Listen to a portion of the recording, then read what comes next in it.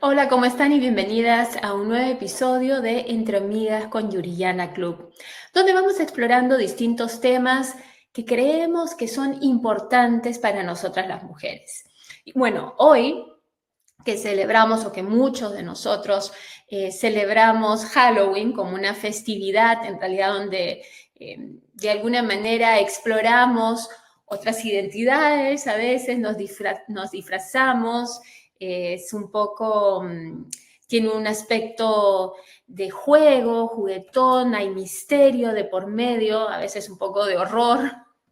Y bueno, pensamos que sería adecuado que precisamente hoy, que celebramos Halloween, exploremos un poco la figura de la bruja.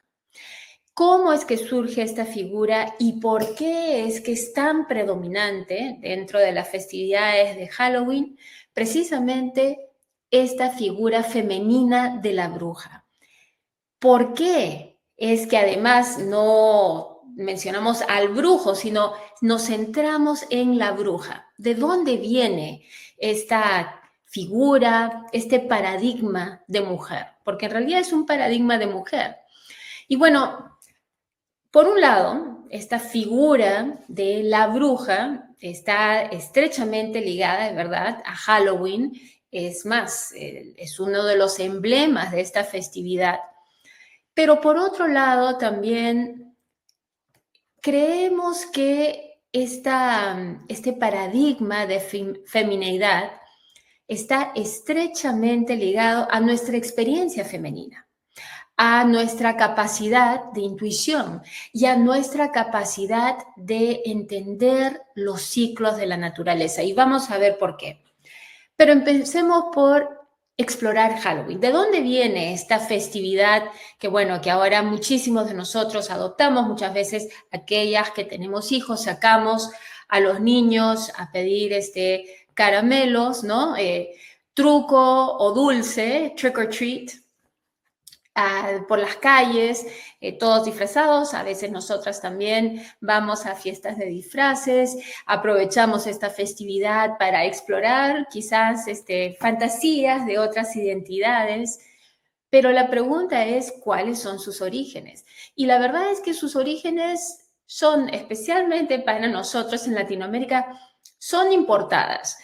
El origen de Halloween en realidad está en las culturas occidentales, europeas en particular, en la cultura celta precristiana, en la cultura que algunos le dicen pagana, que es todas esas culturas europeas que existían antes de que se esparciera la cristianidad, pues en sus distintas formas, ¿no? Pero bueno, en este caso, Halloween era precisamente una festividad que llevaba otro nombre. Era la festividad celta de Samhain. Y esa festividad celebraba el final de la temporada de la cosecha y el inicio del invierno.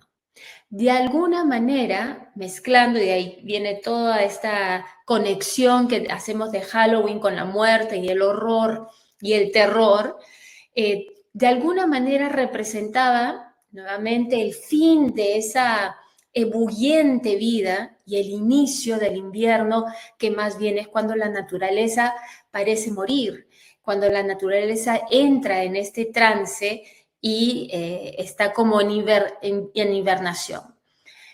Y esta manera de explicarlo combinaba precisamente dentro de este misticismo la idea de la vida y la muerte. De algún modo es el inicio o la entrada a un momento de muerte con miras al equinoccio de primavera, donde la vida renace. Y es una festividad que, como muchas otras dentro de la cultura celta, precisamente celebra los ciclos de vida.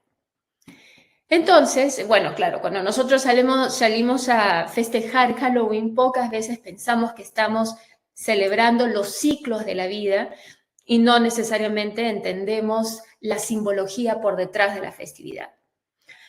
Pero eso es lo cierto, que Halloween de alguna manera representa la despedida a la vida, la entrada a la muerte con miras al renacimiento. Cuando se introduce el cristianismo dentro de estas poblaciones celtas, lo que se hace es una simbiosis. Entonces se toma mucho de las ideas, de los mitos, de las celebraciones de estas poblaciones, entre comillas, paganas, y se incorpora entonces más bien la ideología, la simbología cristiana. Y esto lo hacen muchísimas culturas que generalmente, en vez de imponerse, tratan de hacer un sincronismo, tratan de incorporar las creencias de aquellos pueblos que están siendo dominados, su cultura, etcétera, y la incorporan dentro de lo que se convierte la cultura hegemónica, la cultura dominante. Y esto lo podemos ver, por ejemplo, muy interesante, cuando uno ve el arte en Sudamérica y sobre todo el arte en la parte andina, y yo diría que especialmente estoy haciendo referencia a la Capitanía de Colombia y sobre todo el Virreinato del Perú, lo que fue el Virreinato del Perú hasta 1821. Bueno, cuando uno ve el arte, especialmente el arte virreinal, lo que encuentra muchas veces, por ejemplo, son vírgenes en forma casi de un triángulo. Y esa era una manera en que se hacía un sincronismo entre la religión católica, en este caso, con la Virgen, y la idea andina o la ideología, simbología andina de los apus, que eran las montañas. Entonces, cuando ustedes vean una de estas vírgenes en forma prácticamente triangular, que viene de estos pintores latinoamericanos de la época del virreinato, sobre todo puedo hablar del virreinato del Perú, van a ver que las vírgenes de pronto tienen esta forma y es porque se ha hecho una simbiosis entre las creencias andinas precisamente para que hubiese menos rechazo de parte de la población que estaba siendo dominada, en este caso, por los españoles y a las cuales se les estaba imponiendo de alguna manera una religión que no era naturalmente suya, no respondía a su historia. Y bueno, lo mismo sucede con el cristianismo en esta población celta, que más bien lo que hacía era venerar los ciclos de la naturaleza. Tanto, nuevamente, por ejemplo, este de aquí, Samhain, era el final de la vida para entrar a la muerte. Y más bien es en la Pascua donde la misma población lo que tenía estas poblaciones celtas paganas, y no solamente ellas, varias en Europa, tenían la idea de esta fiesta del renacer. Cuando entra el cristianismo a la zona norte y oeste de Europa, lo que hace es incorpora esa simbología y, por ejemplo, ahí es que tenemos la Pascua. No es casualidad que la Semana Santa coincida con la Pascua, porque lo que hizo la Iglesia Católica fue precisamente incorporar algunas de las creencias, de la simbología de aquellos pueblos que fue incorporando dentro de su dominio y dentro de alguna manera, la religión cristiana y católica. Pero bueno, así es como comienza Halloween. Ahora, la pregunta es, perfecto, así comienza Halloween. Halloween en realidad era una festividad pagana donde se celebraba de alguna manera el final de la cosecha de la vida y este ingreso al mundo durmiente de la muerte, en realidad, a esta hibernación de la vida, con miras a que renaciera en primavera. ¿Qué tiene que ver con las brujas? Bueno, parte de los procesos muchas veces por los cuales una cultura desmembra y al mismo tiempo, yo diría, toma dominio sobre otra, es que vilaniza o vilifica sus sus personajes principales. Y en la religión pagana, la cultura celta, la mujer tenía un papel predominante. ¿Por qué? Porque la mujer de alguna manera expresa en su cuerpo los ciclos de la naturaleza a través de sus ciclos menstruales, pero también porque dentro de la mujer se gesta vida. Dentro de la mujer nace un ser humano, entonces es un ciclo de vida y muchas veces la menstruación más bien se veía como la muerte. Entonces estaba el nacimiento y la muerte, ambos simbolizados o ambos incluidos dentro del cuerpo de la mujer. Y por ende, la mujer tenía conocimiento encarnado, en carne propia, de misterios de la vida a los cuales los hombres no podían acceder. Y muchísimas de las líderes espirituales o las guías espirituales, y sobre todo de las personas que tenían conocimiento de la sanación, de cómo curar los males, etcétera, eran mujeres. El papel de la mujer en estas culturas paganas era muy distinto al rol de la mujer que se presenta con la cultura y con la religión cristiana.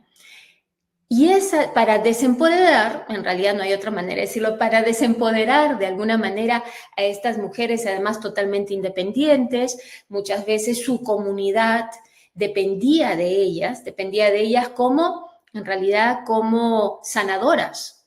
Eran las mujeres las que sanaban a la población con su conocimiento de hierbas, con su conocimiento del cuerpo humano, y era conocimiento que se pasaba de generación en generación. Cuando entra una mentalidad mucho más patriarcal, centrada en una iglesia donde la cabeza es un hombre, etcétera, se desvirtúa de alguna manera este papel predominante que llevaban las mujeres. Y lo que se hace es vilificarlas y precisamente ahí es que surge esta imagen de la bruja. Entonces ya no era una curandera, ya no era una mujer que sabía de hierbas, de brebajes para el bien de la población, sino era una mujer que sabía de hierbas y brebajes para hacerle daño a los demás. Y la misma figura se presenta de una manera maléfica. Y ahí es que surge esta imagen que tenemos hasta el día de hoy de las brujas. Ahora, estos eventos o esta transformación de desempoderar a aquellas mujeres que tenían un profundo conocimiento de los ciclos naturales y además de la salud, muchas de ellas además se dedicaban, por ejemplo, a un rol importantísimo, que era el rol de parteras. Esta vilificación de estas mujeres no es algo de lo cual no se haya escrito, se ha escrito muchísimo. Por ejemplo, les voy a compartir algunos nombres de autoras y los libros que escribieron. Está el libro de Cuando Dios era mujer, de Merlin Stone. Y ella, que era académica y escritora, explica precisamente cómo se cambian las narrativas para desvirtuar aquellas poblaciones que veneraban a la madre tierra, para más bien quitarles una diosa mujer, que era la madre tierra, y reemplazarlo por un dios masculino, ¿no? Un dios más bien donde, además dentro de la estructura de la iglesia, no había mucho espacio de liderazgo, si alguno, para la mujer. En fin, otra escritora es Riane Eisler. Ella escribió El cáliz y la espada. Tenemos El lenguaje de la diosa, de la arqueóloga Marija Gimbutas. Nuevamente, ella, arqueóloga, encontraba estas estatuillas en todas aquellas civilizaciones en esas culturas, digamos que eran pre-judaicas. Y encontraba estas estatuillas de unas mujeres muy frondosas, muy voluptuosas, y comenzó a explorar qué eran, qué significaban, y se dio cuenta que tenían un rol protagónico dentro de la cosmovisión de estas poblaciones. Y cómo hay un quiebre en la historia donde se muestra directamente cómo son suplantadas. Otro libro es el libro La Gran Madre Cósmica, redescubriendo la religión de la Tierra. En fin, ustedes pueden ver que hay distintas mujeres, sobre todo, y la mayoría de estos libros, es interesante, vienen en la década de los 80, es decir, con la segunda ola de feminismo, ¿no? La primera ola de feminismo la tenemos con aquellas mujeres que lucharon para que todas tengamos voto y podamos participar políticamente en la sociedad. La segunda ola del feminismo viene con la liberación sexual, los anticonceptivos, el uso de anticonceptivos y muchos otros temas, igualdad en cuanto a oportunidades de trabajo, poder trabajar. Antes las mujeres, en realidad, en su mayoría, no tenían una cabida dentro del campo laboral. Si no fuera a raíz de la Segunda Guerra Mundial, se les comienza a incorporar en las fábricas. Por supuesto que algunas ya trabajaban en el sector de agricultura, pero no había una facilidad para que las mujeres trabajaran. Ese supuestamente no era su rol. El rol de las mujeres era quedarse en sus casas, cuidar de los hijos, ¿no? Cocinar, limpiar dentro del seno del hogar y trabajar sin paga dentro del seno del hogar y de las tierras que tuvieran con su familia, etc. Pero bueno, surge esta segunda ola de feminismo y lo que hacen de algún modo es cuestionar la historia y cuestionar el vacío histórico de figuras femeninas y, más allá de eso, cuestionar el vacío histórico de la mujer dentro de las distintas culturas y religiones, en específico de la cultura occidental. Y eso es lo que comienzan a estudiar. Surgen todas estas escritoras. Otra es Carolyn Merchant. Ella escribió La muerte de la naturaleza, Mujeres, Ecología y la Revolución Científica. Y de algún modo muestran o presentan, proponen cómo es que, de tener un rol protagónico dentro de su comunidad, estas mujeres sanadoras, curadoras, que sabían no solamente ser parteras, sino además de eso atender médicamente a los enfermos, etcétera, cómo es que habían desaparecido. Y descubren que, por un lado, ellas enfatizan, la mayoría, colectivamente, estas escritoras, de que las primeras espiritualidades, como les decía, honraban las fuerzas femeninas en la naturaleza, valorando el papel que desempeñaban las mujeres al reflejar los ciclos de la naturaleza y fomentar la vida.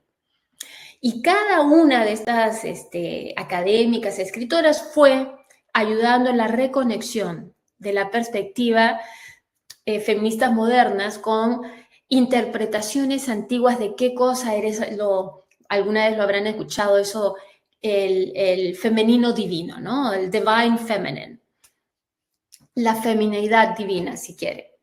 Y bueno, lo interesante es que viene esta segunda ola, se hace énfasis en la parte, en lo divino de la femineidad. Y sin embargo, cuando llega la tercera y cuarta ola, a partir del cambio milenio, precisamente el año 2000 y hasta los últimos tiempos, parece haberse perdido ese diálogo. Ya no hablamos tanto acerca de cómo el cuerpo de la mujer encarna los ciclos de la naturaleza de una manera visible. Obviamente, todos los seres humanos encarnamos el ciclo de la vida desde el nacimiento hasta la muerte. Eso está no se cuestiona. Pero es en el cuerpo de la mujer donde la naturaleza se expresa abiertamente a través de su fecundidad y a través de sus ciclos, incluso mensuales, y de toda su vida. Entonces, la pregunta es, ¿y qué pasó con esa discusión, con esa conversación? Y lo que sucede es que usualmente los distintos movimientos que buscan un cambio social se van enfocando en lo más urgente. Y al parecer, lo más urgente en estos tiempos ha sido la igualdad de paga y, por supuesto, los movimientos como Me Too, que van en contra del acoso sexual dentro del campo laboral. Entonces, de algún modo, las mujeres hemos virado para solucionar nuestra situación en el campo laboral. Pero no por eso debemos olvidar también otras conversaciones importantes alrededor de lo femenino y del papel que ha tenido la mujer a lo largo de la historia en torno no solamente a la conexión con la naturaleza, porque el cuerpo de la mujer es palpablemente salvaje, por decirlo así, entre el hombre y la mujer, pese a que nuestra especie siempre intenta ser o presentarse como los seres intelectuales, pensantes, pero la mujer es una prueba, cada vez que está en parto, que da a luz, es una prueba viviente de que somos parte de la naturaleza. Tenemos un lado animal también, racional y animal. Y el lado animal lleva mucha ternura, lleva mucho milagro también. Es un milagro ver un bebé nacer. Entonces, bueno, creo que estas son conversaciones que hay que retomar, pero por supuesto uno va enfocándose en lo más urgente a veces, ¿no? Y bueno, regresando a nuestro tema, entonces tomando en cuenta que habían estas mujeres que eran sanadoras, todavía no se les llamaba brujas, eran curanderas, eran mujeres que conocían profundamente no solamente el ciclo del cuerpo humano, el ciclo de la mujer además, sino que conocían de hierbas, de remedios, etc. Pero ¿qué sucede? Y nuevamente, esto tiene sus raíces en la cultura occidental, al igual que Halloween. Resulta que a finales de la Edad Media, es decir, en el siglo XIII o XIV en Europa, surge la medicina como una profesión. Surgen los doctores en medicina y todos eran hombres.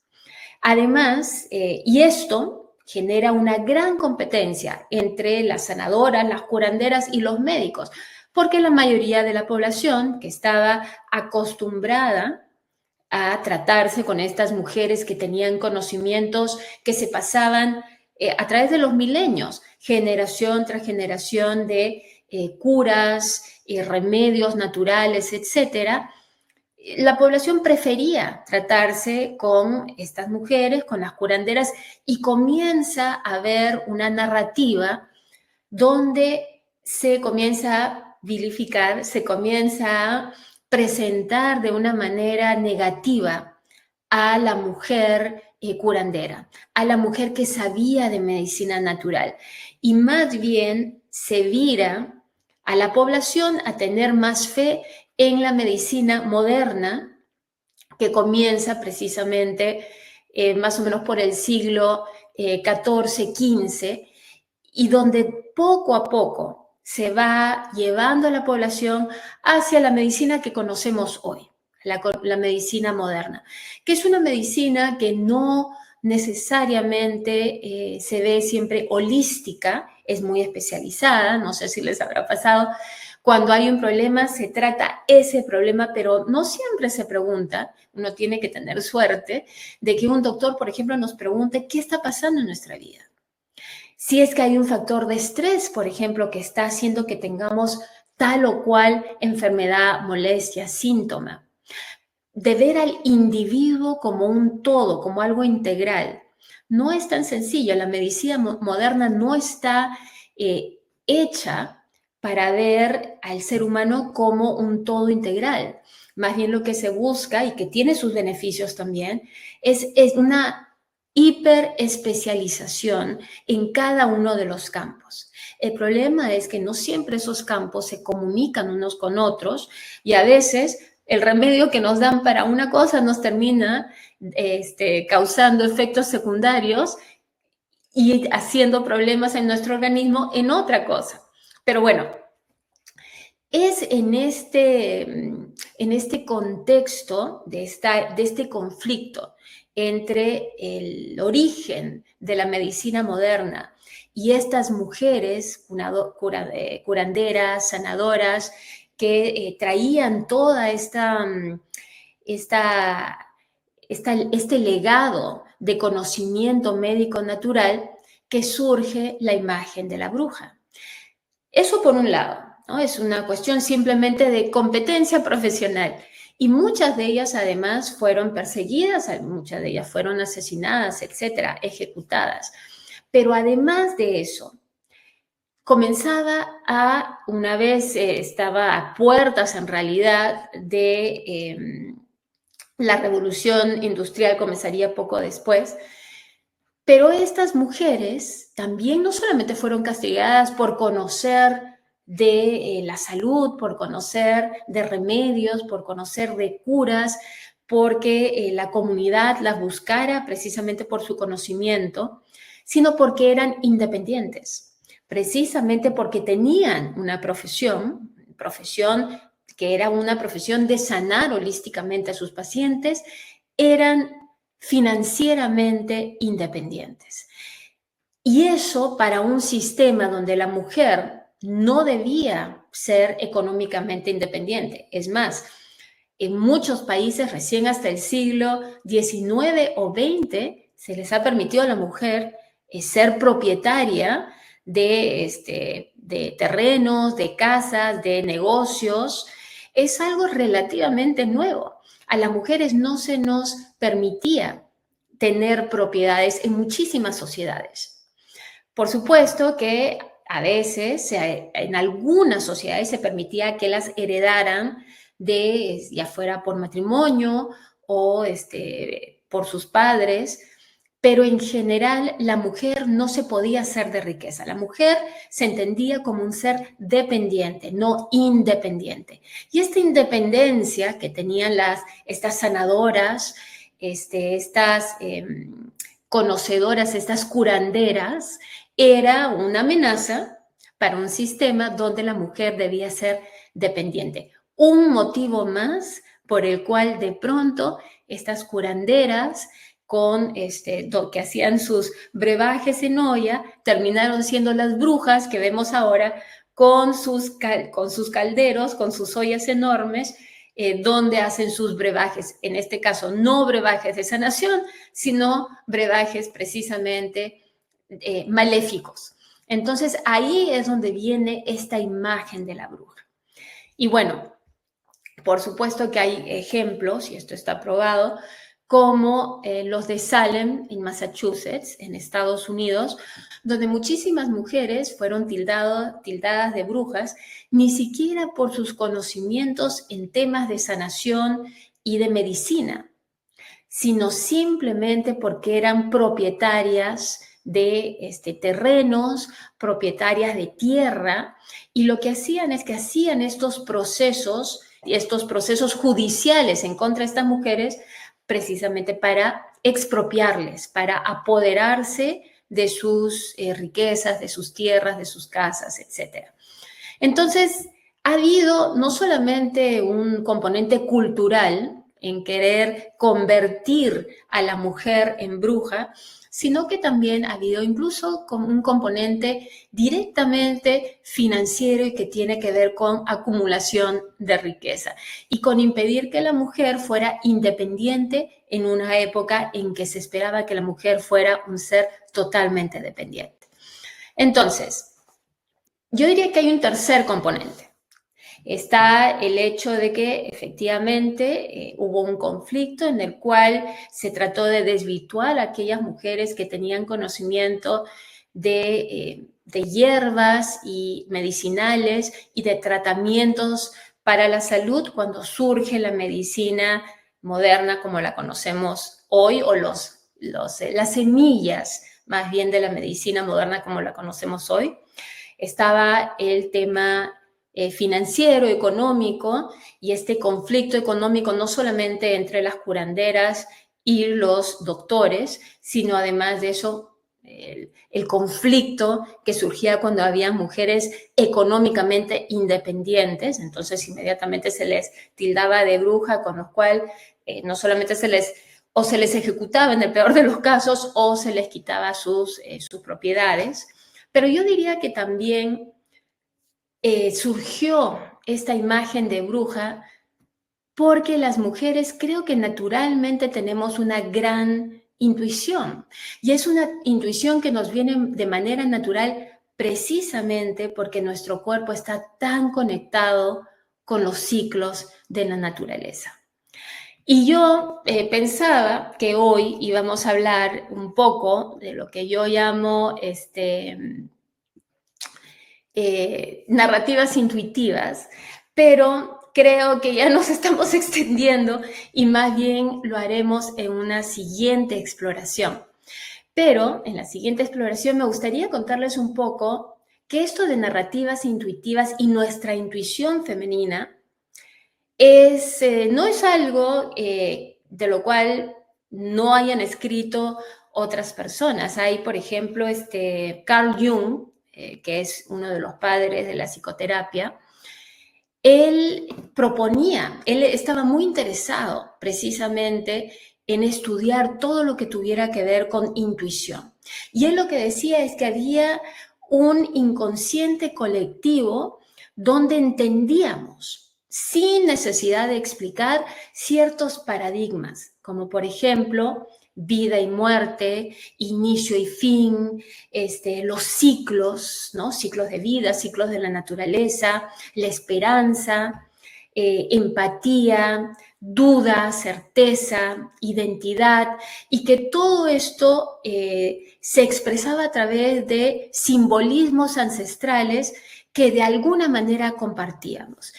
Por ejemplo, ¿no? Que la luna equivalía a la noche, al misterio, a lo desconocido, a la tristeza. El sol, más bien en contraparte, es el día, la revelación, el descubrimiento, la verdad, la iluminación y la celebración. En fin, creo que es un tema importante que debemos de explorar juntas, porque creo que todas nosotras merecemos volver a escuchar esa voz interna que tenemos, que es nuestra intuición, y que tantas veces nos arrepentimos cuando no la escuchamos. Pero bueno, mientras tanto, deseo que tengan, si es que lo celebran, un feliz Halloween, que lo disfruten. Recuerden que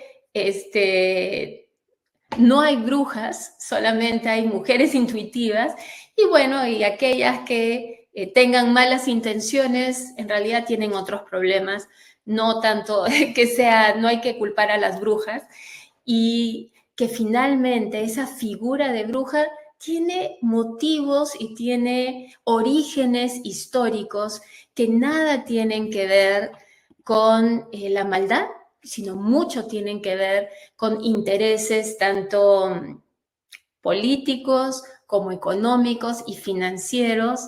Y bueno, espero que hayan encontrado interesante esta exploración. Nosotras nos vemos la próxima semana en un nuevo episodio de Entre Amigas con Yuriyana Club. Hasta pronto.